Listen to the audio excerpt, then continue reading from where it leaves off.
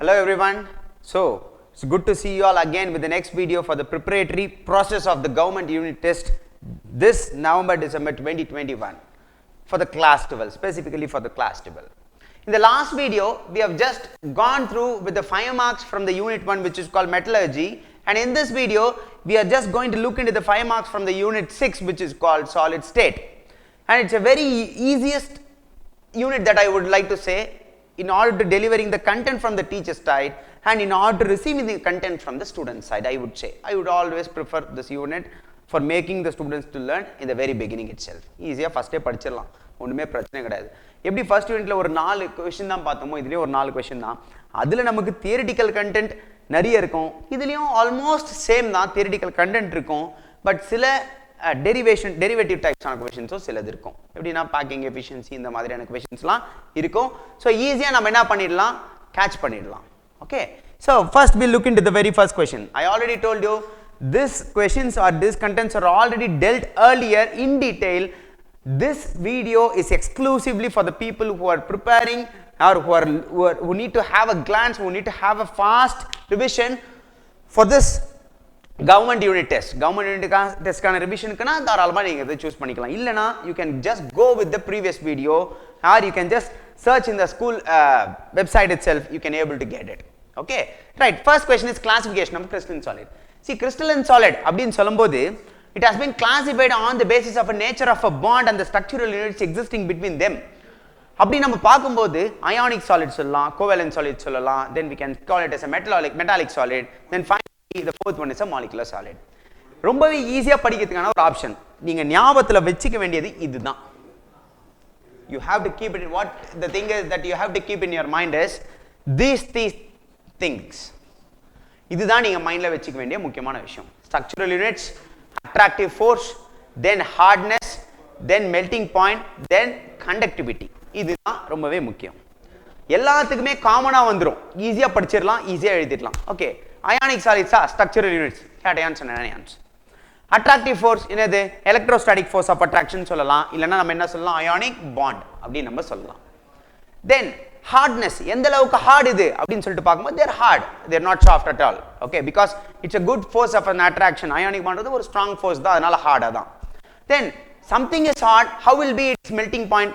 யோசிக்கவே வேணாம், ஹை தான், அதுல எந்த சந்தேகமே கிடையாது. ஓகே சார், இது அயானிக் சாலிட். ஓகே, ஒரு சப்ஸ்டன்ஸ் அப்படினாலே நேச்சுரலா அதுக்கு கண்டக்டிவிட்டி ப்ராசஸ் இருக்கும். அப்போ இதுவும் கண்டக்டரா சார் அப்படினா, see this is actually an insulator when it is present in the solid. சாலிடா இருக்கும்போது எலக்ட்ரிசிட்டி கண்டக்ட் பண்ணவே பண்ணாது. ஆனா அதுவே molten state, ஒரு வாட்டரை ஊத்தி டிசால்வ் பண்ணாலோ இல்ல aqueous சொல்யூஷன்லயே பாக்கும்போது they are definitely a conductor, no doubt in that. 100% இது என்னதான், கண்டக்டர் தான், அதுல எந்த சந்தேகமே கிடையாது அப்படின்றது தான் இந்த இடத்துல நம்ம சொல்ல வரோம்.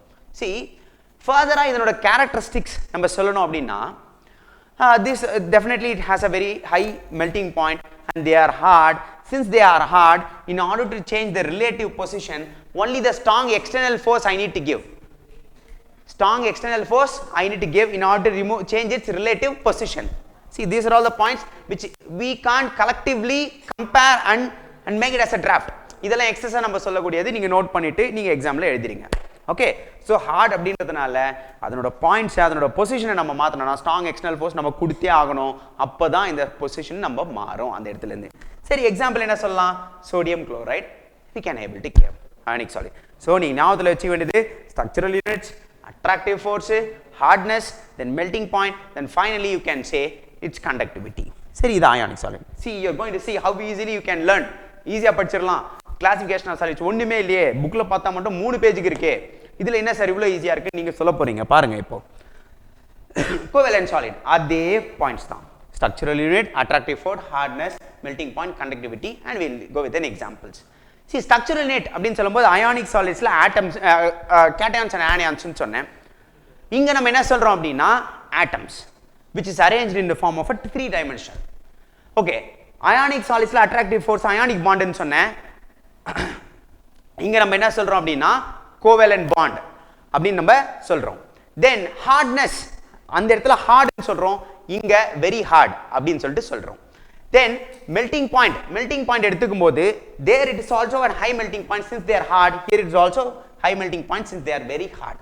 Then எலக்ட்ரிக்கல் கண்டக்டிவிட்டி அயானிக் சாலிட்ஸ்ல என்ன சொன்னோம் லிக்விட் மால்டன் ஸ்டேட்ல இருக்கும்போது எலக்ட்ரிசிட்டி கண்டக்ட் பண்ணோம் இங்க எலக்ட்ரிசிட்டி சாலிடா இருக்கும்போது கண்டக்ட் பண்ணாது பட் இங்க எடுத்து பாத்தீங்கன்னா they are very poor electrical and thermal conductors இந்த அளவுக்கு எலக்ட்ரிசிட்டியும் இல்ல தெர்மல் ஒரு ஹீட் எனர்ஜியும் என்னது கண்டக்ட் பண்ணாது தென் எக்ஸாம்பிள் அங்க நம்ம NaCl சொன்னோம் இங்க நம்ம டைமண்ட் அண்ட் சிலிக்கான் கார்பைட் ரொம்ப ஈஸி கம்பேரிசன் இந்த 5 பாயிண்ட்ஸ் வச்சு ஈஸியா எழுதிட்டு போயிட்டே இருக்கலாம் that's it with this then next one metallic solids ன்றபோது ஸ்ட்ரக்சரல் யூனிட்ஸ் என்னவா இருக்கும் அப்படினா ஒரு பாசிட்டிவ் அயானை சுத்தி அப்படியே எலக்ட்ரான்ஸ் கிளவுடா இருக்கும் okay which mean positive ions which is immersed in a sea of a cloud of an electrons அப்படினு சொல்லிட்டு சொல்லலாம் okay that's your structural units then attractive force என்ன சொல்லலாம் அப்படினா டெஃபினட்டா மெட்டாலிக் பாண்ட் தான் அதுல எந்த சந்தேகமும் கிடையாது ஹார்ட்னஸ் ஹார்ட் தான் மெட்டல் கண்டிப்பா ஹார்டா தான் இருக்கும் மெல்டிங் பாயிண்டும் கண்டிப்பா அதிகமா தான் இருக்கும் ஒரு மெட்டல் அயன் இதுக்கு எக்ஸாம்பிள் ஆகுதுன்னா definitely iron is a good conductor of heat and electricity so it's an excellent conductor both electrical and thermal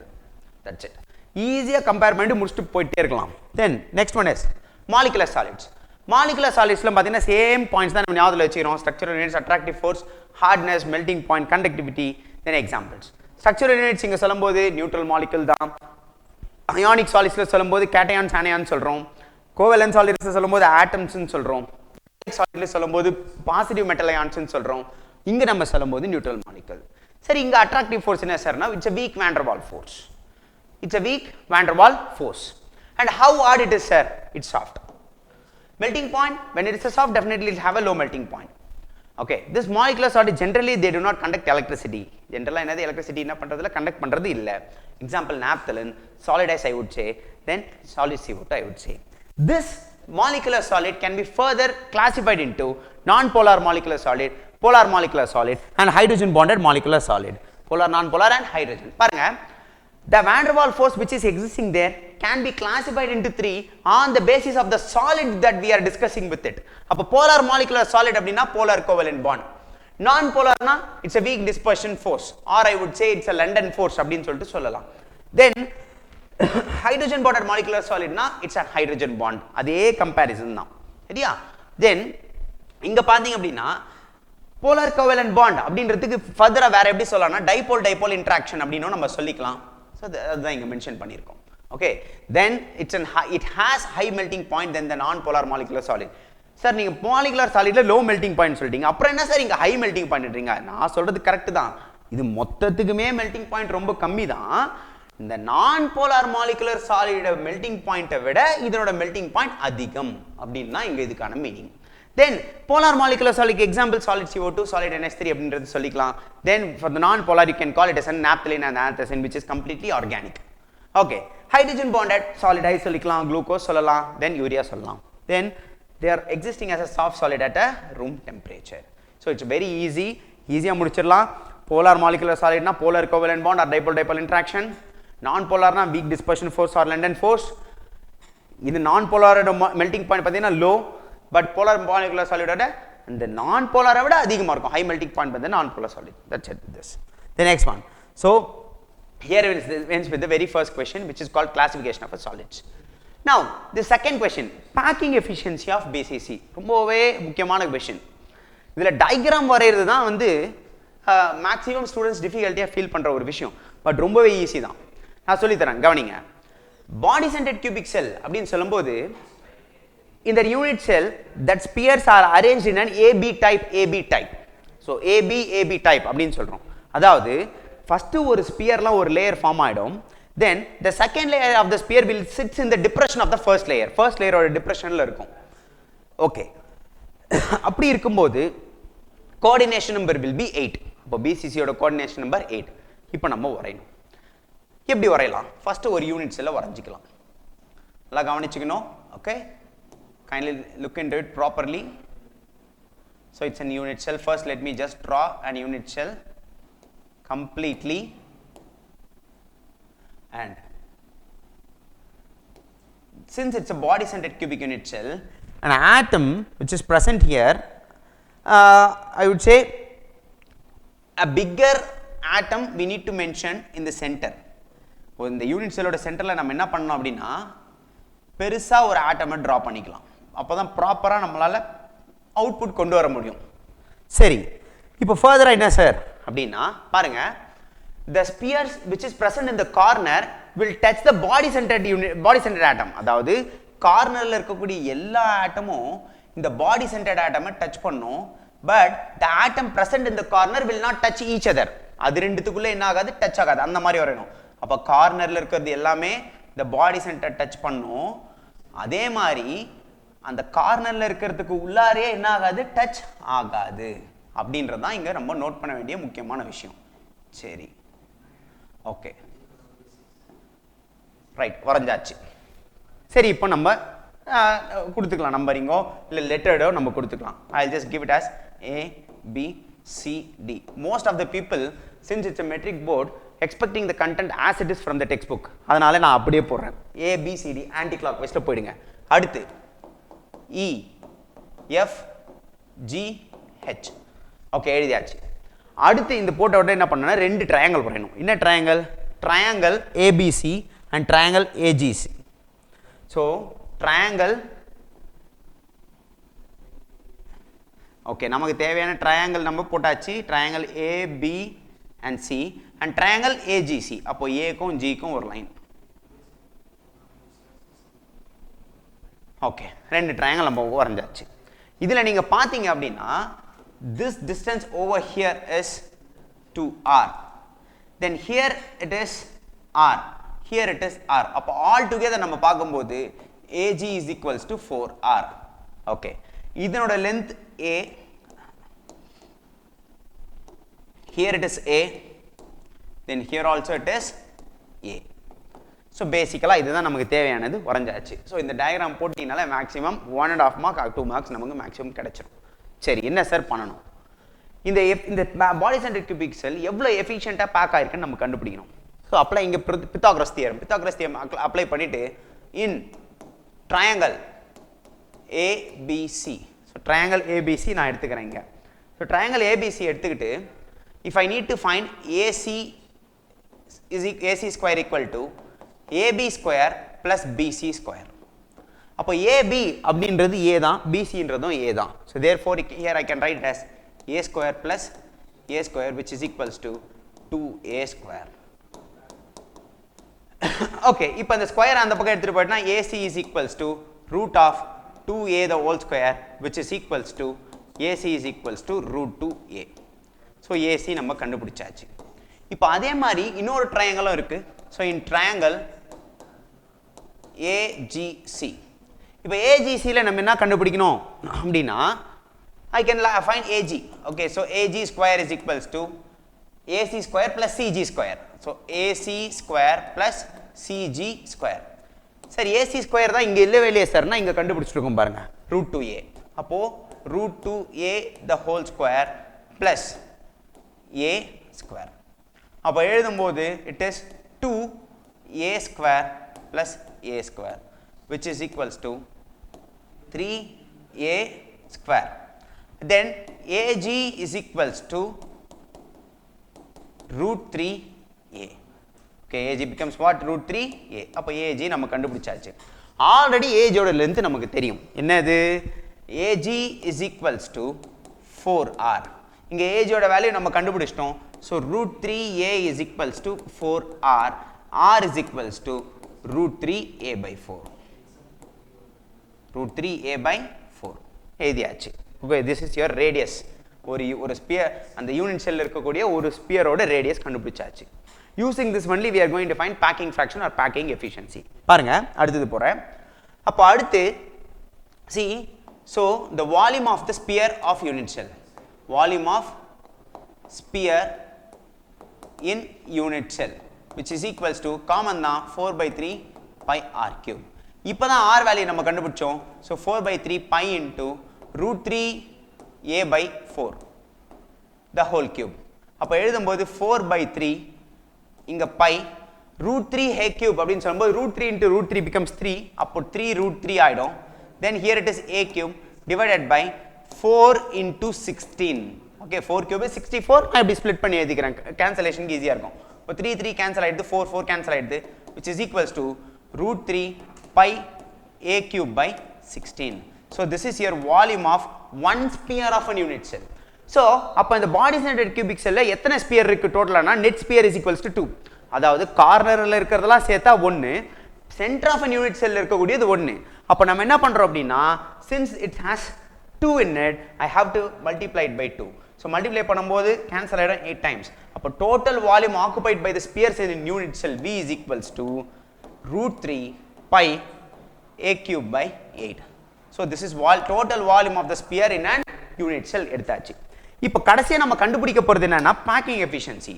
அப்போ பேக்கிங் ஃப்ராக்ஷன் ஆர் பேக்கிங் எஃபிஷியன்சின்றது என்னன்னா volume occupied by the spheres of an unit cell divided by volume of an unit செல்.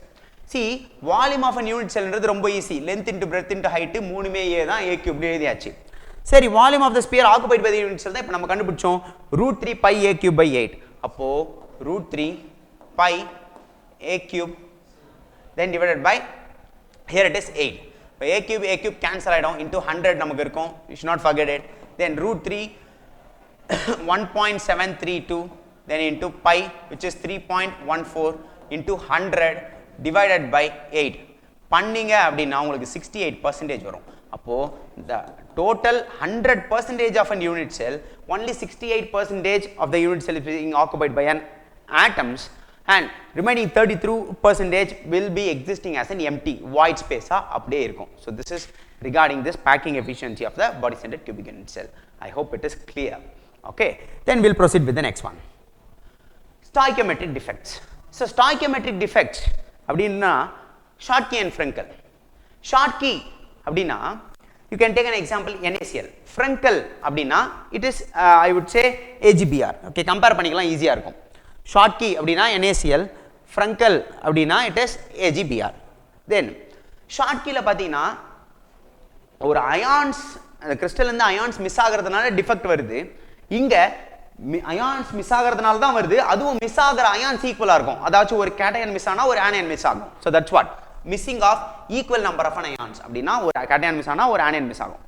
இங்க அந்த ஆனியான்ஸோட கேட்டையான்ஸோட size எப்படி இருக்கும், சிமிலரா இருக்கும். Because of the missing of anions and cation completely from the crystal, definitely density of the crystal will be reduced. Crystal density நாகும் reduce ஆயிடும்.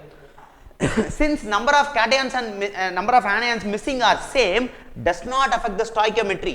Stoichiometryல எந்த வகையில என்ன பண்ணல, அஃபெக்ட் பண்ணல. அப்படியே on the contrary நம்ம ஃப்ரெங்கலுக்கு போலாம். அங்க நம்ம சொன்ன மாதிரி மிஸ்ஸிங் ஆஃப் அயான் சொன்னோம், இங்க நம்ம என்ன சொல்றோம், டிஸ்லோகேஷன் ஆஃப் an ion. ஒரு இடத்துல இருந்து இன்னொரு இடத்துல மாறி இருக்கு. சரி, அங்க மிஸ்ஸிங் அயான் கம்ப்ளீட்டா கிறிஸ்டல் விட்டு வெளியே போயிடுது. Here the dislocated ion occupies the interstitial portion in the space. Then there the size of an anions and cations are almost similar. Here it is different in size. There the crystal, from the crystal, see the ions goes out of the crystal completely, so therefore there it affects the density, but here it does not affect the density. The next one is since the ions doesn't goes out of the crystal, the number of positive ion and the number of negative ion are completely same over here, so it does not affect the stoichiometry of the crystal. So very easy முடிச்சிட்டு போயிட்டே இருக்கலாம். இப்போ diagram வரையறதுக்கு ஒரு easy வழி. Sir நம்ம புக்ல ஏன் sir இப்படி கன்ஃபியூஷனா கொடுத்துருக்காங்க, ஈஸியா எப்படி சார் வரையறது அப்படின்னா வெரி ஈஸி, ஒன்றும் கிடையாது. Okay, you can just make 4 columns and 3 rows. Okay, here it is in NaCl, so start with Na, then Cl, then Na, then Cl. இங்க என்ன முடிக்கிறீங்களோ அதே இங்க ஸ்டார்ட் பண்ணுங்க. Cl, here it is an Na, here it is a Cl, then here it is an Na. Then இங்க என்ன முடிக்கிறீங்களோ அதே start பண்ணனும்னு சொன்னேன். So here it is Na, here it is a Cl, then here it is an Na. இங்க நான் empty space விட்டுருக்கேன் அப்படின்னா இங்க Na வர வேண்டும், பட் இங்க Na இல்ல. இங்க Cl வரணும், இங்க Cl இல்ல. அப்படின்னா here from the crystal and a cation and anion moves out of the crystal. So therefore the number of missing ions are same. Simple முடிச்சிட்டு போயிட்டே இருக்கலாம். இது NaCl. என்ன டிஃபெக்ட்னா ஷார்ட்கி டிஃபெக்ட். ஃப்ரெங்கல் டிஃபெக்ட்க்கும் ஆல்மோஸ்ட் சேம் தான். அதே மாதிரியான காலம் தான் நம்ம பிளேஸ் பண்ண போறோம். என்ன அப்படின்னா 3 rows and 4 column. ரைட், அதே மாதிரி நம்ம பண்றோம் Ag plus Br minus, then Ag plus Br minus. Br ல இருந்து ஸ்டார்ட் பண்றோம், Br minus, இங்க Ag இருக்கட்டும், then Br minus, then here it is an Ag plus, then here it is an Ag plus, over here Br minus, over here Ag plus, over here Br minus. See, the ion that has been missed from its lattice point occupies the interstitial position. அதாவது interstitial position இந்த ரெண்டு லேயருக்கு நடுவுல ஏதாச்சும் ஒரு இடத்துல என்ன இருக்கும் அப்படினா இந்த Ag+ ion displace ஆகி இருக்கும். Okay, so this is called your Frenkel defect. Okay, then Schottky defectல further என்ன points வேற ஆட் பண்ணலாம் அப்படினா see there vanadium monoxide is an example that has been given for us. Its theoretical density is 6.5 grams per centimeter cube.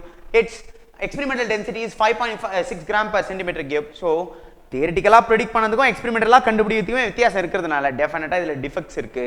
14% Schottky defect இருக்கு அப்படினு conclude பண்ணிரலாம். So it's a very easiest question. So very important also, you have to learn it. மறந்துடாதீங்க, கண்டிப்பா படிச்சிருங்க. Then next one, non-stoichiometry, and this is the last question. பாருங்க, non-stoichiometry அப்படினாலே something is unequal னு meaning. unequal அப்படின்றது அதுக்கான meaning. ஒன்னு metal எக்ஸஸா இருக்கலாம் இல்ல மெட்டல் கம்மியா இருக்கலாம். So very first one is metal excess defect. என்ன எடுத்துக்கலாம் எக்ஸாம்பிள்னா NaCl and KCl. Right. As I have said, more metal ions will be present than anions. Okay, என்னதான் anions விட metal ions அதிகமா இருந்தாலும் யூசுவலா நம்ம என்ன சொல்லுவோம், anions விட metal அதிகமா இருக்கிறதுனால பாசிட்டிவ் ions அதிகமா இருக்கிறதுனால நியூட்ரலிட்டி கண்டிப்பா இருக்காது அப்படினு சொல்லுவோம். பட் ஆனா இங்க என்ன இருக்கு, neutral.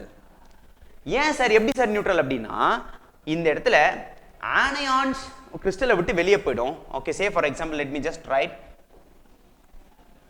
explain with the help of an example. ஒரு எக்ஸாம்பிளை வச்சு நான் எக்ஸ்பிளைன் பண்ணுறேன்.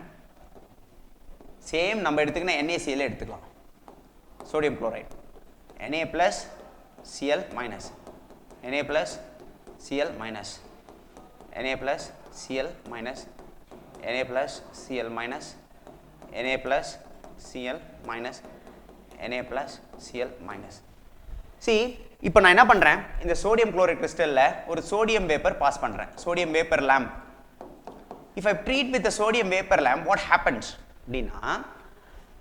As the sodium vapor lamp creates an Na plus ion, that Na plus ion will easily pull out the chlorine. So என்ன பண்ணிடும் அப்படின்னா குளோரினை ஈஸியா என்ன பண்ணிடும், எடுத்துரும் வெளியே. அப்போ இந்த இடத்துல இருந்து ஒரு குளோரினை ஈஸியா எடுத்துச்சு அப்படின்னா it actually gives us the shortage. நமக்கு என்ன ஆகுது, ஒரு ஷார்ட்டேஜ் நமக்கு தருது. அப்ப அந்த ஷார்ட்டேஜை ஃபில் பண்றதுக்கு என்ன சார் பண்ணோம் அப்படின்னா, சோடியம் வேப்பர்ல இருந்து வரக்கூடிய ஒரு எலக்ட்ரான் இந்த கிறிஸ்டல்ல டிஃப்யூஸ் ஆகி உள்ள வந்துரும். Which mean the anion vacancy which is present here will be occupied by an unpaired electron. Further, because the anion which is moving out of the crystal விட்டு வெளியே போனதுனால நியூட்ரலிட்டி டிஸ்டர்ப் ஆயிடுச்சு. அப்போ நியூட்ரலிட்டியை equal பண்றதுக்கு அந்த anion vacancy ரீப்ளேஸ் பண்றதுக்கு extra ஒரு cation இருக்குது, அது மட்டும் இல்லாம ஒரு எலக்ட்ரான் இருக்கு, டிஃப்யூஸ் ஆகி உள்ள வருது. ஸோ இதன் மூலமா நம்ம என்ன பண்ணலாம் அப்படின்னா எலக்ட்ரிக்கல் நியூட்ரலிட்டி அச்சீவ் பண்ண முடியும். The whole thing is given here. Okay, this unpaired electron which has been present or in place of an anion vacancy, the unpaired electron which is present can be called as an F center. அதை நம்ம என்னன்னு சொல்லிக்கலாம், F center னு சொல்றோம். அப்போ இதுல ஒரு Cl minus கம்மியா இருக்கிறதுனால ப்ராப்பரா நம்ம NaCl எழுதுறோம்னா it must be written in this way, 1 plus x NaCl. இந்த x நாம ஆல்ரெடி சொல்லியாச்சு, குளோரினை விட மெட்டல் அயான் எக்ஸஸா இருக்கும், அப்போ 1 plus x அப்படின்றத போடுறோம். அதுதான் இங்க meaning. Okay, so that's it with this non-stoichiometric defectsல மெட்டல் எக்ஸஸ் டிஃபெக்ட். அடுத்து மெட்டல் டெஃபிஷியன்சி, பேர்லயே இருக்கு, கேட்டயான் ஆனானை விட கம்மியா இருக்கும். சரி, ஓகே. இதுல என்ன சார் அப்படின்னா, இந்த கேட்டயான்ல specifically in this crystal the cation will have a variable oxidation state. அப்படின்னா ஒண்ணுத்துக்கும் அதிகமான ஆக்சிடேஷன் ஸ்டேட் இருக்கும். Let me just take an example, FeO. FeO எடுத்துக்கிட்டீங்கன்னா here it is. We'll understand with the help of the crystal structure itself. Crystal structure ல இருந்தே நம்ம understand பண்ணிக்கலாம். Okay, Fe2+ இருக்கு, O2- இருக்கு, Fe2+ இருக்கு, O2-, and O2-, Fe2+, O2-, Fe2+, then Fe2+, O2-, and Fe2+, O2-. என்ன நடக்குது இந்த இடத்துல? See, because of some disturbance, what happens? One of an Fe2+ goes out. ஒரு Fe என்ன ஆயிடுச்சு, இந்த இடத்துல வெளியே போயிடுச்சு. அப்போ Fe இந்த இடத்துல வெளியே போயிட்ட உடனே இந்த இடத்துல நியூட்ரலிட்டி என்ன ஆயிடுச்சு அப்படின்னா டிஸ்டர்ப் ஆயிடுச்சு. Because number of positive charge species and number of negatively charge species are unequal. அப்போ ஈக்குவலைஸ் பண்ணுறதுக்கு என்ன பண்ணோம் அப்படின்னா here what happens அப்படின்னா 2 of this iron 2 plus will be oxidized to iron 3 plus. So என்ன பண்ணோம் அப்படின்னா ரெண்டு iron 2 plus என்னவா மாறிடும் iron 3 plus மாறிடும். அப்போ iron 3 plus மாறினதுனால இந்த இடத்துல மிஸ் ஆயிருக்க 2 plus சார்ஜை காம்பன்சேட் பண்ணுது. அதுதான் இங்க meaning. Okay, see when Fe2 plus ion goes out of the crystal lattice, in order to maintain neutrality, Fe2 plus will be oxidized to Fe3 plus. Okay, ஏன் அப்படின்னா இந்த இடத்துல நம்ம பார்க்கும்போது நியூட்ரலிட்டி டிஸ்டர்ப் ஆயிருக்கு. சரி, அதனால என்ன ஆகுது Fe2 பிளஸும் Fe3 பிளஸா மாறும் பொழுது will maintain a neutrality, no doubt in that. And after attaining neutrality, if you compare the number of anions and the cations, நம்ம first day சொன்ன மாதிரி it will have less number of cations than anions because there is an empty space which is present here where Fe2 plus is present. Instead of that, 2 Fe2 plus is oxidized to Fe3 plus. So இதுதான் இந்த இடத்துல metal deficiency defect. See, since it also has a defect, X இங்க iron வந்து கம்மியா இருக்கிறதுனால நம்ம FeO 1:1 ரேஷியோன்னு சொல்ல முடியாது. அயன் கம்மியா இருக்கிறதுனால அந்த X எவ்வளவா இருக்கலாம் 0.93 ல இருந்து 0.98 வரையும் இருக்கலாம். ஜெனரலா நம்ம எழுதும்போது FeO அப்படின்னு சொல்லிட்டு எழுதுவோம். That's it with this. Here ends with the 5 mark from the unit 6. Unit 6 ஓட 5 mark இதோட கம்ப்ளீட்டா முடியுது. கவர்மெண்ட் டெஸ்ட்க்கு கண்டிப்பா யூஸ் பண்ணிக்கங்க. This point which I have discussed are completely key oriented, so make use of it and learn. Do well. All the best. If time permits, I will also post a video for you 2 marks and 3 marks from the same content. இதே கண்டென்ட்ல இருந்து 2 marks and 3 marks நான் உங்களுக்கு post பண்றேன்.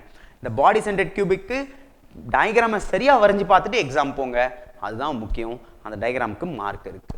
Okay, so this is Pranam Jaising signing off from this video, and I'll also look forward in the next video with you people with a different content. If you really like this video and if it is very useful for you, kindly share with your friends and do subscribe for our channel, and don't forget to give a thumbs up. Thank you.